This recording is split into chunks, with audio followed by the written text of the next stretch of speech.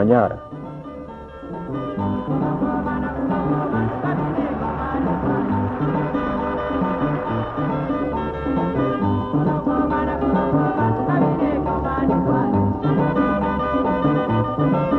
The honored guests and his suite flew to the entrance of the Great Rift Valley by special Caribou aircraft and then continued the trip through the national park in an open car.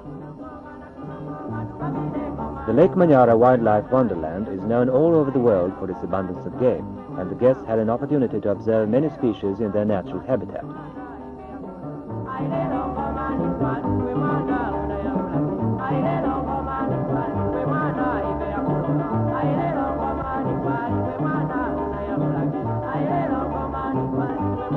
The tour of the game reserve lasted more than 2 hours, and then President Nasser and his party flew on to Mwanza, where they were given a rousing welcome.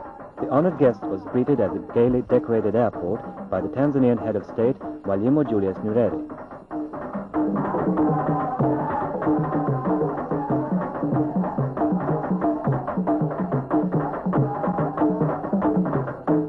After the usual ceremony, the two presidents drove in an open Land Rover to the State Lodge situated on the shores of Lake Victoria. The streets of Mwanza were decorated with flags of the two countries, and all along the route, crowds of people waved flags and branches as a sign of welcome.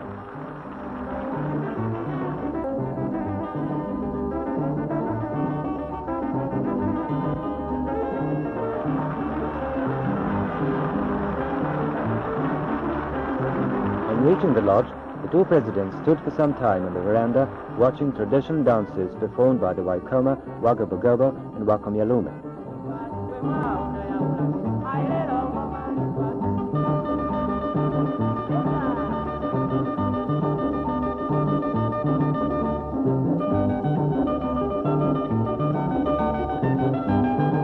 In the garden of the lodge, the visiting UAR president received a 5-year-old male elephant. In the name of the people of Mwanza, the gift was presented by Nyerere.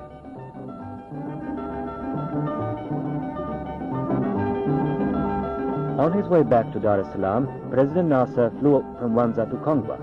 During a short stay at Kongwa, he visited the Kongwa Cattle Ranch, which is run by the National Development Corporation. The ranch covers 133,000 acres with over 15,000 cattle.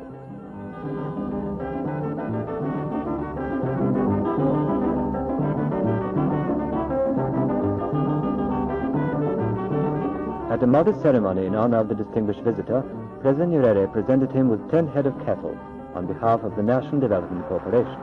President Nasser also received the traditional gift of a cloak and spear.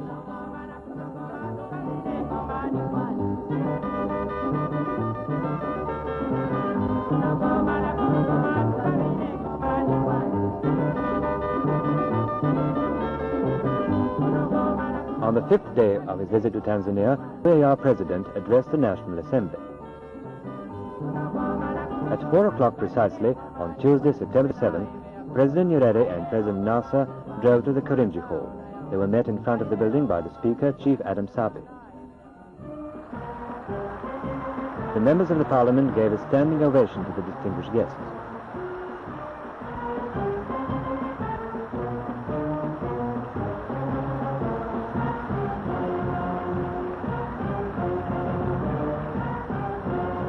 After President Nasser and President Nyerere had taken their places, the Speaker, Chief Adam Sapi, invited the visiting President to speak. سيادة الرئيس، أرجو أن أعبر عن شكري وامتناني لهذه الفرصة التي أتاحها لي مجلسكم الموقر. In his lengthy address, President Nasser pointed out that imperialism was incompatible with all human values, and that racial discrimination brought shame to the 20th century and the African continent. He said that Africa's road to economic and social development would be arduous, requiring sacrifices, both human and material, which were not easily afforded. But Africa must free herself from exploitation, President Nasser said.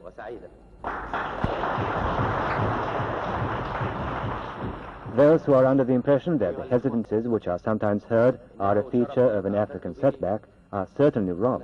Africa is more powerful than her enemies believe, he added.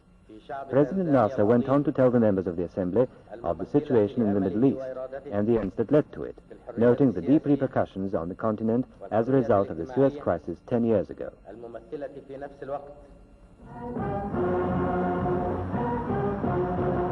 MPs warmly greeted the words of the UAR President. The leader of the House, Mr. Rashidi Kawawa, moved a vote of thanks to President Nasser, and his move was unanimously adopted with ovations.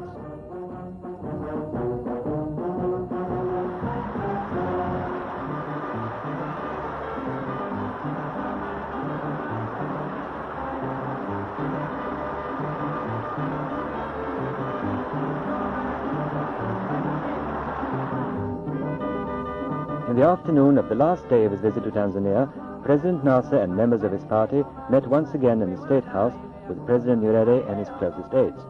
Following an ancient African tradition, the host and the guest exchanged gifts on the eve of their parting. These souvenirs, characteristic of the folk culture of the two countries, will always recall the friendly meeting of the two prominent African statesmen.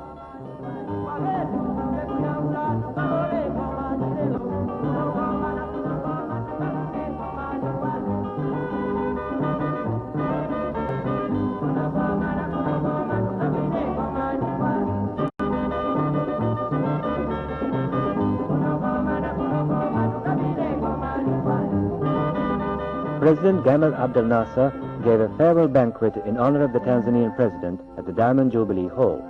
In a toast to President Nyerere, President Nasser said, "I have seen the dawn breaking on this country, exhausted by imperialism for so long. We had great admiration for your struggle and endeavors long before we were afforded the opportunity to behold the landmarks of those efforts on the field. Our visit has merely added to our admiration." In his reply, President Nyerere said that what Africa needed was power, the power of unity. United and realistic action by the African states, using all the diplomatic and international institutions of which we are members, could soon begin to transform the situation in relation to African freedom and African economic development, he said.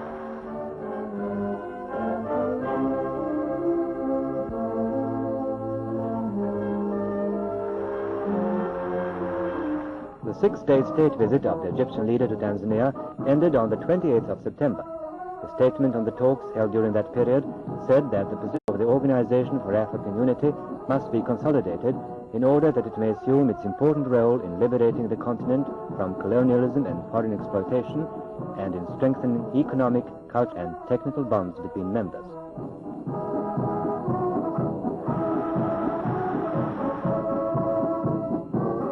Saying goodbye to his guest at the Dar es Salaam airport, President Nyerere thanked the Arab leader for the assistance the OAR is giving to Tanzania in the form of experts and accepted an invitation to visit the United Arab Republic at some future date.